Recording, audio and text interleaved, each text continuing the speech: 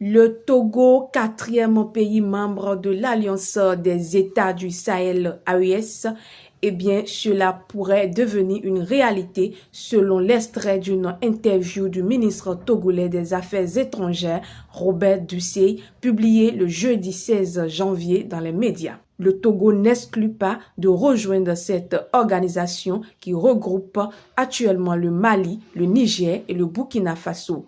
Lorsque la question de rejoindre l'AES lui a été posée, le ministre Robert Dussey a répondu en ces termes. Pour moi, ce n'est pas impossible, mais c'est la décision du président de la République, d'abord, et c'est la décision également du Parlement togolais. Nous avions des institutions togolaises, nous avions la présidence de la République, comme vous le saviez aujourd'hui. Nous mutons vers la 5e République, nous avions le Parlement. Si le Parlement décide que le Togo puisse... Mais je vais vous surprendre, demandez aux populations togolaises, les Togolaises et les Togolais lambda.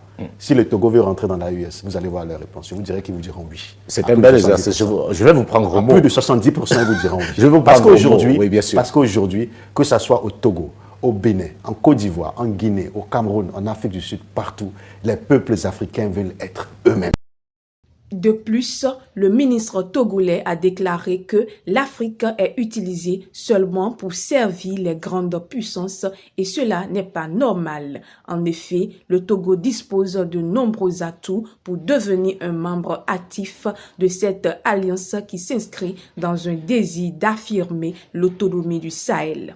Non seulement le pays de Fort pourrait bénéficier des liens économiques et diplomatiques qui en découlent, mais également renforcer sa position géographique stratégique, notamment en facilitant l'accès à la mer pour les pays enclavés comme le Mali, le Niger et le Burkina Faso grâce au port de Lomé.